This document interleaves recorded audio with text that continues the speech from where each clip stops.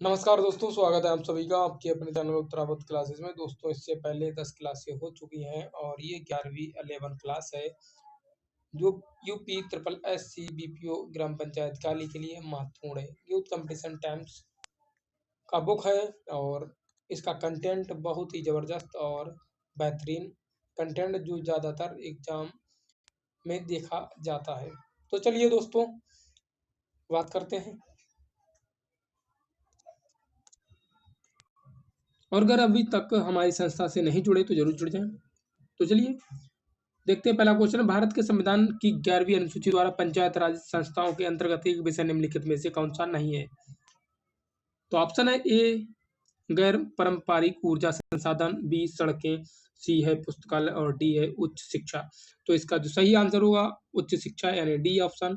भारतीय संविधान की 11वीं अनुसूची 73वें संविधान संशोधन द्वारा जोड़ी गई। इनमें पंचायत राज संस्थाओं को अनुच्छेद 243 जी के तहत कार्य करने के लिए 29 विषय प्रदान किए गए, जिनमें उच्च शिक्षा को शामिल नहीं किया गया, अन्य सभी शामिल है। 11वीं अनुसूची में निम्नलिखित में से कौन सा विषय सूचीबद्ध है? तो पहला लघु सिंचाई, पशुपालन, महिला एवं शिशु विकास, अग्नि सेवा, मवेशी हाउस प्राणियों के प्रति क्रूरता निवारण। और कह रहा है नीचे दिए गए कूट का प्रयोग कर सही उत्तर चुनिए। तो इसमें 1, 2, 3 ए में, बी में है 1, 4 और 5, सी में है 2, 3 और 4 और डी में है 3, 4, 5।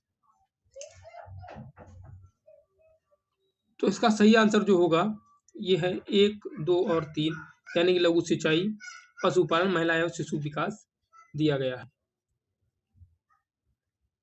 73वें संविधान संशोधन 1992 द्वारा अंतः स्थापित 11वीं अनुसूची द्वारा राज्य मंडलों और पंचायतों के बीच शक्तियों का आवंटन करती है। दिए गए विकल्पों में लघु सिंचाई, पशुपालन, महिला एवं शिशु विकास 11वीं अनुसूची के 29 विषयों के अंतर्गत शामिल किए, जबकि अग्नि सेवा, मवेशी हाउस एवं प्राणियों के लिए क्रूरता निवारण 11वीं अनुसूची में शामिल नहीं है। अगला क्वेश्चन है 192। इसमें कह रहा है कि पंचायतों के राजस्व के निम्न स्रोतों का ध्यान दीजिए। वित्त आयोग द्वारा स्थानीय निकाय अनुदान, केंद्रीय सहकारी बैंकों से सहायता, केंद्र द्वारा प्रायोजित योजना हेतु आवंटन, राज्य संचित निधि से सहायता अनुदान देकर, नाबार्ड। उपरोक्त में से पंचायतों द्वारा या हेतु वित्तीयन के लिए सही विकल्प होगा 1, 2, 3, 4, केवल 1, 2 और 1, 2, 5। अगला डी कह रहा है कि 1, 2 और 4 और साथ में 5। तो इसका जो ऑप्शन है 1, 2, 3 और 4 यानी कि वित्त आयोग द्वारा स्थानीय निकाय। दूसरा है केंद्रीय सहकारी बैंकों से सहायता, केंद्र द्वारा प्रायोजित योजनाएं हेतु आवंटन, राज्य संचित निधि से सहायता अनुदान देकर। इसे विस्तार से देखें तो 73वें संविधान संशोधन द्वारा पंचायतों को संवैधानिक स्थिति प्रदान की गई है और उसके वित्तीयन के स्रोतों में केंद्रीय वित्त आयोग की अनुशंसा, राज्य वित्त आयोग की अनुशंसा, केंद्रीय सहकारी बैंकों से सहायता, केंद्र द्वारा प्रायोजित आयोजना आदि शामिल है। नाबार्ड का पूरा नाम है राष्ट्रीय कृषि एवं ग्रामीण विकास बैंक। यह सरकार के स्वामित्व वाली संस्थाओं में से एक है, जिसका उद्देश्य है केवल ग्रामीण क्षेत्रों में विकासात्मक ऋण उपलब्ध कराना। अगला 193 क्वेश्चन है। ये कह रहा है कि पंचायत अनुसूचित क्षेत्रों का विस्तार अधिनियम 1996 में प्राकृतिक संसाधनों में स्वयं अभिशासन की अनुमति किसे दी गई है? ग्राम सभा, ग्राम पंचायत का प्रधान या गांव के किसी वनवासी को? तो इसका सही आंसर है और विस्तार से देखेंगे तो पंचायत अनुसूचित क्षेत्रों का विस्तार अधिनियम 1996 में प्राकृतिक संसाधनों में स्वयं अभिशासन की अनुमति ग्राम सभा को प्रदान की गई है। इस अधिनियम के तहत ग्राम सभा को सभी गतिविधियों का केंद्र माना गया है। साथ ही ग्राम सभा अपने लोगों की परंपराओं एवं प्रथाओं, उनकी सांस्कृतिक पहचान, सामुदायिक संसाधन तथा विवाद निवारण के परंपरागत तरीकों से सुरक्षा के लिए सक्षम हो गई। इस अधिनियम को वर्ष 1994 में स्थापित भूरिया कमेटी की सिफारिश पर पारित किया गया था। अगला क्वेश्चन है कि अनुसूचित क्षेत्रों में ग्राम सभा के सम्मेलन की अध्यक्षता कौन करता है? सरपंच, उप सरपंच या उपस्थित अनुसूचित जनजाति समुदाय जो ग्राम सभा द्वारा चुना जाए? उपरोक्त में से कोई नहीं। तो इसका सही आंसर होगा सी। अनुसूचित क्षेत्रों में तो ग्राम सभा के सम्मेलन की अध्यक्षता ग्राम सभा द्वारा चुना गया उपस्थित अनुसूचित जनजाति का सदस्य होगा या करता है। अगला क्वेश्चन, संविधान में प्रावधानों के अंतर्गत पंचायत चुनाव कराने का निर्णय किया जाता है केंद्र सरकार द्वारा, राज्य सरकार द्वारा, भारत के चुनाव आयोग द्वारा या राज्य चुनाव आयोग द्वारा। तो इसका आंसर है संविधान के प्रावधानों के अंतर्गत पंचायत का चुनाव कराने का निर्णय राज्य सरकार के अनुच्छेद 243 के द्वारा किया जाता है। इस निर्णय के तहत राज्य निर्वाचन आयोग द्वारा ग्राम पंचायतों, पंचायत समितियों, नगर निगमों, नगर पालिकाओं, जिला परिषदों एवं जिला पंचायतों और अन्य स्थानीय निकायों का चुनाव कराया जाता है। राज्य निर्वाचन आयोग अपने प्रधान अधिकारियों के माध्यम से ग्राम पंचायत का चुनाव कराता है। अगला क्वेश्चन है कि पंचायतों को संवैधानिक अधिकार किस संशोधन अधिनियम के माध्यम से प्रदान किया गया है? तो इसका सही आंसर होगा, तो पहले तो ऑप्शन 73वां संविधान संशोधन या 74वां संविधान संशोधन, अगला है 68वां संविधान संशोधन, 69 कह रहा है कि 69वां संविधान संशोधन। तो इसका सही आंसर होगा ए, पंचायतों के संवैधानिक अधिकार 73वें संविधान संशोधन अधिनियम 1992 द्वारा प्रदान किया गया। इस उद्देश्य के लिए संशोधन में भाग 10 जोड़ा गया है, जिसे पंचायत नाम दिया गया है। 11वीं अनुसूची में पंचायत की 29 कार्यात्मक मदें जोड़ी गई हैं। अगला जो क्वेश्चन है कि 97 वाला, ये कह रहा भारत में स्थानीय स्वशासन का पिता किसे कहा जाता है? Lord Mayo, Lord Lytton, Lord Hastings, Lord Ripon. तो इसका सही आंसर होगा डी, लॉर्ड रिपन। भारत में स्थानीय स्वशासन का पिता लॉर्ड रिपन को कहा जाता है। वर्ष 1882 में उन्होंने स्थानीय स्वशासन संबंधी प्रस्ताव दिया, जिसे स्थानीय स्वशासन संस्थाओं का मैग्ना कार्टा कहा जाता है। वर्ष 1919 में भारत शासन अधिनियम के तहत प्रांतों में दोहरे शासन की व्यवस्था की गई तथा स्थानीय स्वशासन को हस्तांतरित विषयों की सूची में रखा गया है। ग्रामीण स्थानीय शासन का जो पंचायत राज नामांकन किस भारतीय नेता के सुझाव का परिणाम है? जे.बी. कृपलानी, जवाहरलाल नेहरू, महात्मा गांधी, सरदार पटेल। इसका सही आंसर महात्मा गांधी। महात्मा गांधी द्वारा ग्रामीण स्थानीय शासन को पंचायती राज नामांकन का सुझाव दिया गया था, और उनका मानना था कि गांव को भी राजनीतिक और प्रशासनिक स्तर पर आत्मनिर्भर होना चाहिए तथा ग्रामीण स्तर पर विकास के कार्यों को वयस्क मताधिकार के आधार पर निर्वाचित एक पंचायत द्वारा किया जाना चाहिए। अगला क्वेश्चन है, संविधान का कौन सा अनुच्छेद राज्य की सरकारों को ग्राम पंचायतों को संगठित करने का प्रावधान करता है?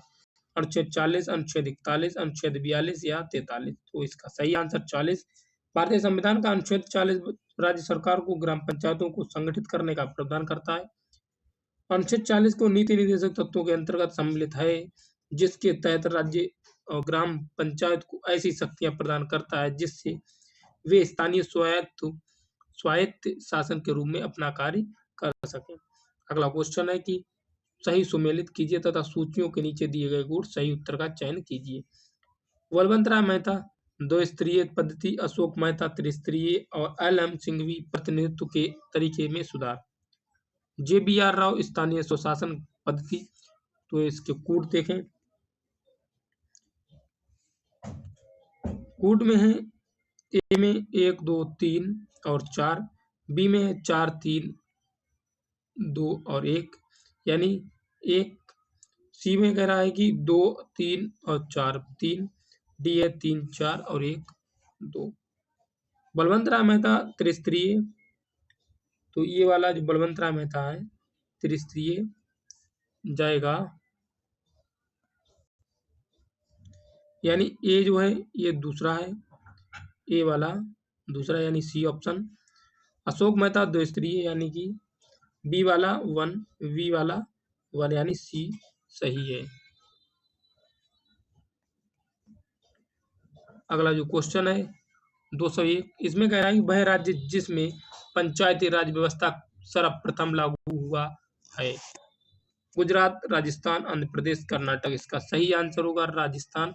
बलवंतराय मेहता समिति की त्रिस्तरीय पंचायत के गठन की सिफारिश के आधार पर जवाहरलाल नेहरू द्वारा 2 अक्टूबर 1959 को राजस्थान के नागौर जिले में पंचायत राज व्यवस्था को लागू किया गया। पंचायत राज व्यवस्था को लागू करने वाला दूसरा राज्य आंध्र प्रदेश था। अशोक मेहता समिति के निम्नलिखित में की सिफारिश की थी, निम्नलिखित में की सिफारिश की थी? पंचायत राज की त्रिस्तरीय सरकार, पंचायत राज बहुस्तरीय सरकार या पंचायत राज एकल स्तरीय सरकार। अगला है डी, पंचायत राज दो स्तरीय सरकार। तो इसका सही आंसर डी है। अशोक मेहता समिति ने पंचायत राज की दो स्तरीय सरकार की सिफारिश की थी। वर्ष 1977 में गठित अशोक मेहता समिति ने वर्ष 1978 में अपनी रिपोर्ट प्रस्तुत की। इससे पूर्व वर्ष 1957 में बलवंत राय मेहता समिति ने त्रिस्तरीय पंचायत व्यवस्था की सिफारिश की थी। 203 जो क्वेश्चन है, पंचायत राज व्यवस्था में निम्न में से कौन संबंध नहीं है? अशोक मेहता समिति, संथानम समिति, BKR, BR राव समिति, बलवंत राय मेहता समिति। तो इसका सही आंसर सी। दिए गए विकल्प में VKR, B राव समिति का संबंध पंचायत राज व्यवस्था से नहीं है, जबकि अन्य समितियां पंचायत राज व्यवस्था से संबंधित है। BKR, BR राव एक भारतीय अर्थशास्त्री थे। ये राष्ट्रीय आय समिति के सदस्य तथा आर्थिक विकास पर संयुक्त राष्ट्र आयोग के अध्यक्ष भी रहे हैं। अगला क्वेश्चन, पंचायत राज से संबंधित निम्नलिखित समितियों को कालक्रमानुसार व्यवस्थित कीजिए। GBK राव समिति, LM सिंघवी समिति, BR मेहता समिति और अशोक मेहता समिति। तो इसका सही आंसर होगा BR मेहता समिति, अशोक मेहता समिति, यानी कि पहले ये आएगा, फिर आएगा ये यानी अशोक मेहता, और अगली जो लास्ट में आएगा GBK राव यानी तीसरा ये आएगा। पहला तीसरा BR मेहता समिति 1957 में गठन हुआ, अशोक मेहता समिति 1977 में, GBK राव समिति 1985, LM सिंघवी समिति 1986। 205 संविधान के 73वें संविधान द्वारा पंचायतों को निर्दिष्ट किए जाने वाले कार्य निम्नलिखित में से वर्णित है? 11वीं अनुसूची, 12वीं अनुसूची, 10वीं अनुसूची और 13वीं अनुसूची। तो इसका सही आंसर है 11वीं अनुसूची। 11वीं अनुसूची भारतीय संविधान के 73वें संविधान संशोधन पंचायतों को निर्दिष्ट किए जाने वाले कार्य 11वीं अनुसूची में वर्णित है। भारतीय संविधान की 11वीं अनुसूची को 1992 में 73वें संविधान संशोधन अधिनियम द्वारा जोड़ा गया था। इस अनुसूची में 29 विषय शामिल है। इस अनुसूची में पंचायत की शक्तियां, ग्रामीण विकास, गरीबी उन्मूलन, बाजार, सड़क, पेयजल और आदि जैसे महत्वपूर्ण विषय शामिल हैं। अगला क्वेश्चन जो है, पंचायत राज संस्थाओं को संवैधानिक मान्यता प्रदान करने की अनुशंसा करने वाली समिति का नाम क्या था? अशोक मेहता के संतानम समिति, LM सिंघवी या GBK राव समिति। तो इसका है LM सिंघवी समिति। पंचायत राज संस्थाओं को संवैधानिक मान्यता प्रदान करने की अनुशंसा करने वाली समिति का नाम है LM सिंघवी समिति। सिंघवी समिति ने पंचायत के चुनाव में गैर दलीय आधार पर कराने की भी अनुशंसा की थी। वर्ष 1986 में राजीव गांधी सरकार ने लोकतंत्र व विकास के लिए पंचायत राज संस्थाओं का पुनरुद्धार पर एक अवधारणा पत्र तैयार करने के लिए एक समिति का गठन किया। LM सिंघवी समिति की अध्यक्षता में किया था। 207 क्वेश्चन है, किस समिति की सुझाव दिया गया था कि राज्य स्तर से नीचे लोक निरीक्षण में विकेंद्रीकरण के लिए जिला ही सर्वप्रथम बिंदु होना चाहिए, यानी प्रथम बिंदु होना चाहिए? बलवंत राय मेहता समिति, अशोक मेहता समिति, LM सिंघवी या थोंगन समिति। तो इसका सही आंसर बी, अशोक मेहता समिति ने सुझाव दिया कि राज्य स्तर से नीचे लोक निरीक्षण में विकेंद्रीकरण के लिए जिला की ही प्रथम बिंदु होना चाहिए। दिसंबर 1970 में जनता पार्टी की सरकार ने अशोक मेहता समिति की अध्यक्षता में पंचायत राज संस्थाओं पर एक समिति का गठन किया। इस समिति ने पंचायत राज पद्धति को पुनर्जीवित और मजबूत करने के लिए 132 सिफारिशें की, जैसे पंचायत चुनावों में सभी स्तर पर राजनीतिक पार्टियों की आधिकारिक भागीदारी हो, अपने आर्थिक स्रोतों के लिए पंचायत राज संस्थाओं के पास कराधान की अनिवार्य शक्ति हो, जिला परिषद कार्यकारी निकाय होना चाहिए और वह राज्य स्तर पर योजना और विकास के लिए जिम्मेदार बनाया जाए। अगला क्वेश्चन, भारत में पंचायत राज दिवस कब मनाया जाता है? 26 जनवरी, 2 अक्टूबर, 21 अप्रैल या 24 अप्रैल?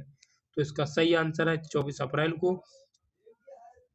राज्य दिवस मनाया जाता है? 73वां संविधान संशोधन अधिनियम 1992 24 अप्रैल 1993 से लागू हुआ है। भारतीय संविधान के किस भाग में 3 सोपानों में पंचायतों बनाने की परिकल्पना की गई है? पंचायतें बनाने की परिकल्पना की गई। भाग 9, भाग 10 या भाग 11 या भाग 12? तो संविधान के भाग 9 में 3 सोपानों में पंचायतें बनाने की परिकल्पना की गई है। संविधान के भाग 9 के तहत अनुच्छेद 243 खा के अनुसार प्रत्येक राज्य में ग्राम, मध्यवर्ती जिला तथा जिला स्तर पर पंचायतों का गठन किया जाएगा। अगला जो क्वेश्चन, निम्नलिखित में से किसका निर्माण पंचायत राज व्यवस्था के तहत हुआ था?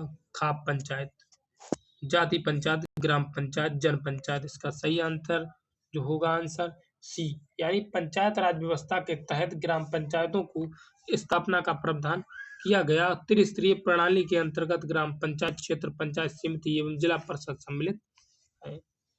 अगला जो क्वेश्चन होगा 211, ये निम्नलिखित में से कौन तृणमूल लोकतंत्र के संबंधित है? लोकपाल, पंचायत राज पद्धति, अंतर राज्य परिषद, क्षेत्रीय राजनीति। तो इसका सही आंसर बी, पंचायत राज्य पद्धति। तृणमूल लोकतंत्र का संबंध पंचायत राज पद्धति से है। 73वां संविधान संशोधन अधिनियम 1992 पंचायत राज संस्था को संवैधानिक मान्यता प्रदान करता है। 212वां जो क्वेश्चन है, इनमें से कौन सा विषय पंचायत राज संस्थाओं की शक्तियों के अंतर्गत नहीं आता है? भूमि सुधारों का क्रियान्वयन, निर्धनता निवारण कार्यक्रमों का क्रियान्वयन, सार्वजनिक सार्वजनिक संपत्ति की देखरेख, न्यायिक पुनरीक्षण पुनर्वीक्षण। जो इसका सही आंसर होगा डी, यानी न्यायिक पुनर्वीक्षण। दिए गए विकल्पों में न्यायिक पुनर्वीक्षण पंचायत राज संस्थाओं की शक्ति के अंतर्गत सम्मिलित नहीं है। यह एक न्यायालयीय शक्ति है, जबकि भूमि सुधार का क्रियान्वयन, निर्धनता निवारण कार्यक्रमों का क्रियान्वयन, सार्वजनिक संपत्ति की देखरेख इत्यादि पंचायत राज संस्थाओं की शक्तियों के अंतर्गत सम्मिलित है। पंचायत राज संस्थाओं को अनुच्छेद 243 जी के अंतर्गत या तहत कार्य करने के लिए 29 विषय प्रदान किए गए हैं। अगला क्वेश्चन है कि उत्तर प्रदेश में पंचायत राज विधि संशोधन विधेयक कब लागू हुआ है? 22 अप्रैल 1993, 22 अप्रैल 1994, 22 अप्रैल 1993, 24 अप्रैल 1993 या 24 अप्रैल 1994? तो इसका सही आंसर होगा बी, यानी कि 22 अप्रैल 1994 को संविधान में उत्तर प्रदेश में पंचायत राज विधि संशोधन विधेयक 22 अप्रैल 1994 को लागू हुआ और 73वां संविधान संशोधन अधिनियम 24 अप्रैल 1993 में देश में प्रभावी हुआ था। अगला क्वेश्चन, उत्तर प्रदेश में पंचायत राज संस्थाओं में महिलाओं के लिए आरक्षित संस्थाओं की संख्या कितनी है? कुल स्थानों का 1/4, महिलाओं की आबादी के अनुपात में, परिस्थितियों की आवश्यकता के अनुसार या कुल स्थानों का 1/3? तो इसका सही आंसर डी, कुल स्थानों का 1/3। उत्तर प्रदेश में पंचायत राज संस्थाओं में महिलाओं के लिए आरक्षित स्थानों का संख्या कुल स्थानों का 1/3 है। संविधान के अनुच्छेद 243 खा के 3 के अनुसार पंचायतों में सभी स्तरों पर महिलाओं के लिए 1/3 आरक्षण प्रदान किया गया है। 1 और 2 से सम्मिलित कीजिए और सही उत्तर का ध्यान से चयन कीजिए। सूचियों को नीचे दिए गए कोड में देख सकते हैं। इसमें सूची 1, सूची 2 जनपद पंचायत। तो और कहाँ है ये जनपद पंचायत? मध्य प्रदेश। अगला है क्षेत्र पंचायत। क्षेत्र पंचायत का चुनाव उत्तर प्रदेश में होता है।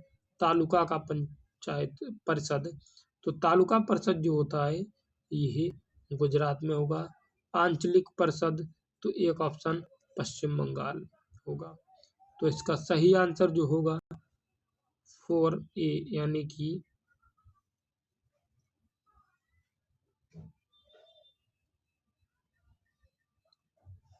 ये वाला आंसर हो जाएगा।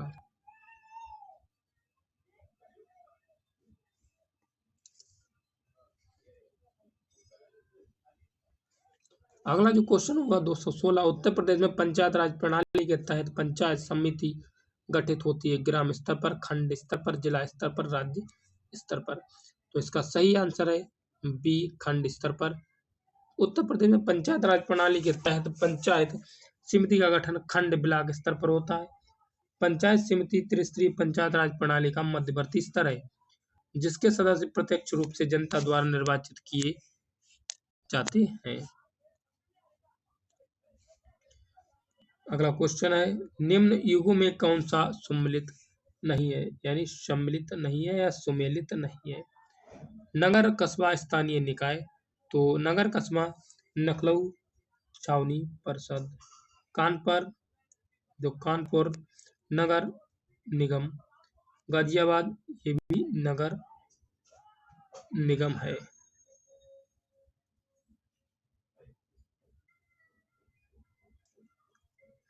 कागोरी ये नगर पंचायत है।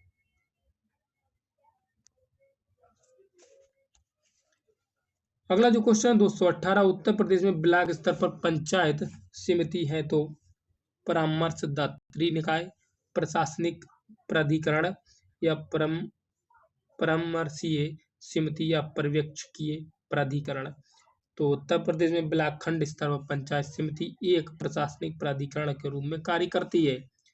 पंचायत समिति के सदस्य जनता द्वारा प्रत्यक्ष चुनाव के माध्यम से चुने जाते हैं। क्षेत्र पंचायत के निर्वाचित सदस्य अपने समस्त सदस्यों में एक प्रमुख चुनते हैं। 219वां जो क्वेश्चन है, उत्तर प्रदेश में महात्मा गांधी राष्ट्रीय ग्रामीण रोजगार गारंटी योजना में आयोजना बनाने और संपादन करने व क्रियान्वयन की जिम्मेदारी निम्न में से किसकी है। राज्य सरकार, ग्राम जिला ग्रामीण विकास अभिकरण या ग्राम पंचायत। इसका सही आंसर ग्राम पंचायत। उत्तर प्रदेश में महात्मा गांधी राष्ट्रीय ग्रामीण गारंटी योजना के आयोजन बनाने या संपादन करने व क्रियान्वयन की जिम्मेदारी ग्राम पंचायत की है। मनरेगा योजना को एक वित्तीय वर्ष में कम से कम 100 दिनों में गारंटीकृत मजदूरी रोजगार प्रदान करके ग्रामीण क्षेत्रों में आजीविका सुरक्षा को बढ़ाने के उद्देश्य से शुरू किया गया था। अगला जो क्वेश्चन है 220, निम्नलिखित में से कौन उत्तर प्रदेश में पंचायत निर्वाचन हेतु राज्य निर्वाचन आयुक्त की नियुक्ति करता है। भारत के मुख्य निर्वाचन आयुक्त द्वारा, भारत के राष्ट्रपति द्वारा या राज्य के राज्यपाल द्वारा या उपरोक्त में से कोई नहीं। तो इसका राज्यपाल के द्वारा किया जाता है।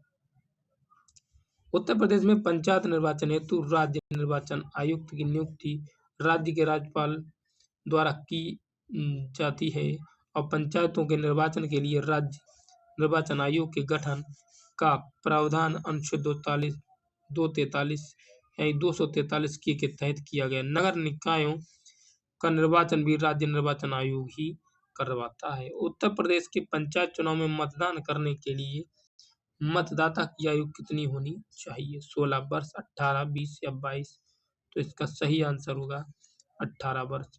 उत्तर प्रदेश में पंचायत चुनाव में मतदान करने के लिए मतदाता की आयु 18 वर्ष होनी चाहिए, जबकि ग्राम पंचायत की सदस्य बनने के लिए न्यूनतम 19 वर्ष होनी चाहिए। उत्तर प्रदेश में ग्राम सभा का अभिप्राय क्या है।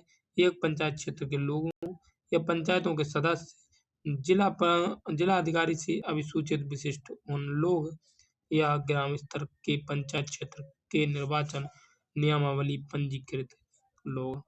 तो इसका सही जो आंसर होगा उत्तर प्रदेश सभा का अभिप्राय ग्राम स्तर के पंचायत क्षेत्र के निर्वाचन नामावली में पंजीकृत लगेगी या लगी लोगों से है। 223 जो क्वेश्चन है, स्वतंत्रता के पश्चात उत्तर प्रदेश में पंचायतों की स्थापना कब हुई थी। 15 अगस्त 1947, 15 अगस्त 1949, 26 जनवरी 1947, 26 जनवरी 1948। तो इसका जो स्थापना हुई थी 15 अगस्त 1949 को। इसके तहत ग्राम स्तर के अलावा ब्लॉक स्तर पर जिला स्तर को पंचायत राज व्यवस्था के तहत हिस्से के रूप में शामिल किया गया था। 224वां जो क्वेश्चन है, उत्तर प्रदेश के निम्नलिखित जिलों में से 112वां वर्ष बुजुर्ग महिला को ग्राम प्रधान चुना गया। मऊ में, गाजीपुर, आजमगढ़ या जौनपुर। तो आजमगढ़ जिले में 112 वर्ष की बुजुर्ग महिला को ग्राम प्रधान चुना गया था और उनका नाम नौरोजी देवी था। उन्हें आजमगढ़ जिले के फूलपुर प्रखंड के अदमामऊ गांव के ग्रामीणों ने अपना मुखिया चुना था। उनका निर्वाचन उत्तर प्रदेश ग्राम पंचायत चुनाव 2015 के समय हुआ था। अगला क्वेश्चन जो है, ग्राम सभा की बैठक होनी चाहिए वर्ष में 2 बार, वर्ष में 1 बार, वर्ष में 3, वर्ष में 4। तो इसका सही आंसर होगा वर्ष में 1 बार। ग्राम सभा की बैठक में वर्ष में 4 बार होना चाहिए, जिसके लिए 26 जनवरी, 1 मई, 15 अगस्त या 2 अक्टूबर की तारीख तय की गई। लेकिन ये बैठक देश के अलग अलग राज्यों के लिए अलग अलग भी हो सकती है। उत्तर प्रदेश में राज्य इस बैठकों को वर्ष में 2 बार बुलाने का प्रावधान है। सरपंच को ग्राम सभा की बैठक आयोजित कराने की जिम्मेदारी दी गई है। ग्राम पंचायत की बैठक के लिए कुल कितने सदस्यों की उपस्थिति गणपूर्ति कोरम के लिए आवश्यक है? 1/2, 1/4, 1/3, 1/2, 1/5। सही आंसर 1/5 सदस्यों की उपस्थिति गणपूर्ति कोरम के लिए आवश्यक होती है। यदि पंचायत के 1/5 सदस्य किसी भी समय हस्ताक्षर कर दें, यानी कि सिग्नेचर कर दें लिखित रूप से, तो बैठक बुलाने की मांग करते हैं, तो प्रधान को 15 दिनों के अंदर बैठक आयोजित करनी होगी। पंचायत राज एक व्यवस्था स्थानीय स्तर पर स्वशासन की या जैव संबंधों के साथ त्रिस्तरीय शासन की। अगला है तीसरा, लोकतांत्रिक विकेंद्रीकरण की, पद सोपानी संरचना की। तो इसका सही आंसर जो होगा 1, 2 और 3, 1, 2 और 3।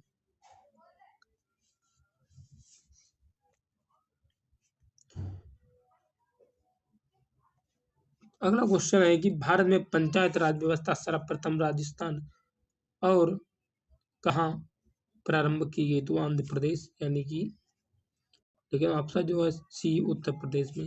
भारत में पंचायत राज व्यवस्था 2 अक्टूबर 1959 को राजस्थान के नागौर जिले में शुरू की गई थी और इसके बाद आंध्र प्रदेश में यह व्यवस्था लागू किए हुए हैं। 234 क्वेश्चन है कि जिला पंचायत के सदस्यों का कार्यकाल होता है 1 वर्ष, 2 वर्ष, 3 वर्ष या 5 वर्ष। सही आंसर जिला पंचायतों का सदस्यों का जो कार्यकाल 5 वर्ष होता है। जिला पंचायत के सदस्यों का चुनाव क्षेत्र की वयस्क जनता द्वारा किया जाता है। जिला पंचायत का सचिव जिले का मुख्य विकास अधिकारी पंचायत राज अधिकारी होता है। जिला पंचायत के सदस्यों द्वारा कितनी समितियां बनाई जाती हैं? 3, 4, 6 या 4? 6। सही आंसर होगा डी, यानी 6। जिला पंचायत के सदस्यों द्वारा 6 प्रकार की समितियां बनाई जाती हैं जाता है, जो इस प्रकार है: प्रशासनिक समिति, नियोजन एवं विकास समिति, प्रशासनिक समिति, निर्माण कार्य समिति, जिला समिति, निर्माण कार्य समिति।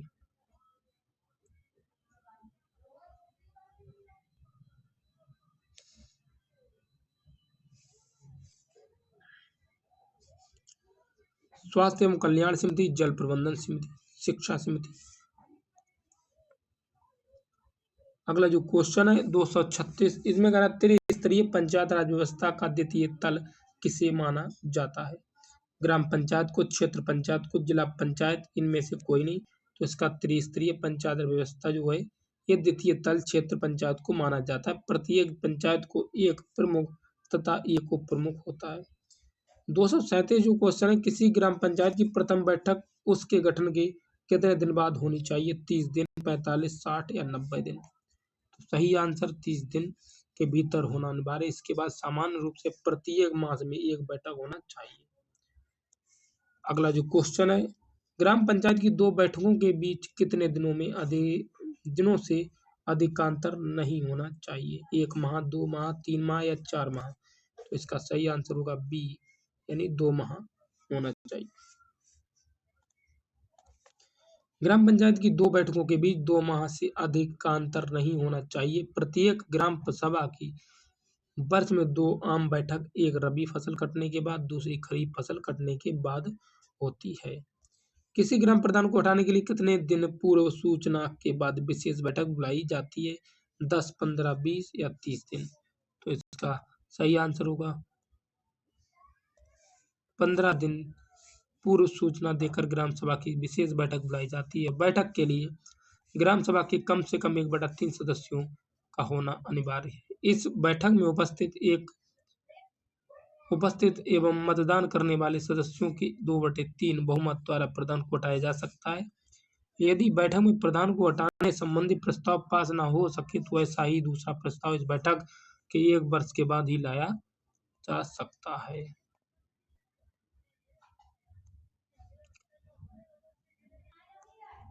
इसको आप लोग देख लेना। ये क्वेश्चन देखते हैं जो विस्तार से पढ़े जाते हैं।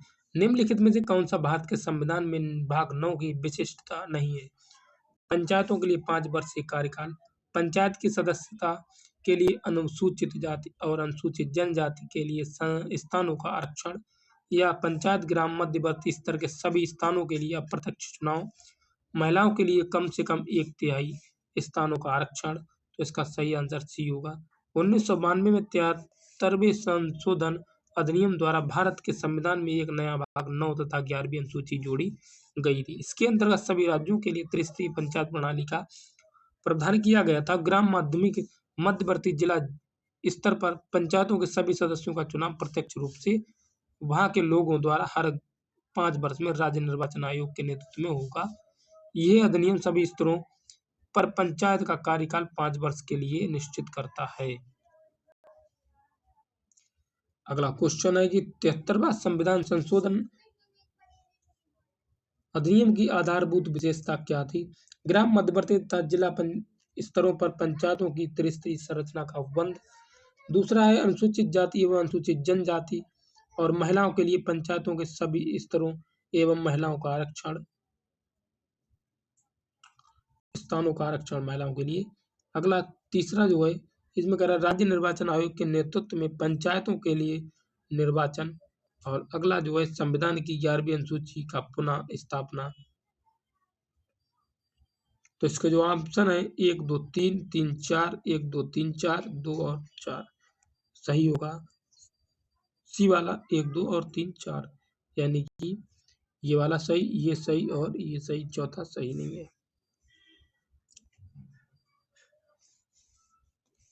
ऑप्शन कर पढ़े तो और विस्तार से, तो ग्राम या गांव के समूह में ग्राम सभा का गठन, गांव स्तर, माध्यमिक स्तर पर, जिला स्तर पर पंचायतों की स्थापना, तीनों स्तरों पर सभी सीटों के लिए प्रत्यक्ष चुनाव, अनुसूचित जाति और जनजाति और महिलाओं के लिए पंचायतों के सभी स्तरों का आरक्षण, राज्य निर्वाचन आयोग के नेतृत्व में पंचायतों के लिए निर्वाचन, संविधान में 11वीं अनुसूची का पुनः स्थापना करना।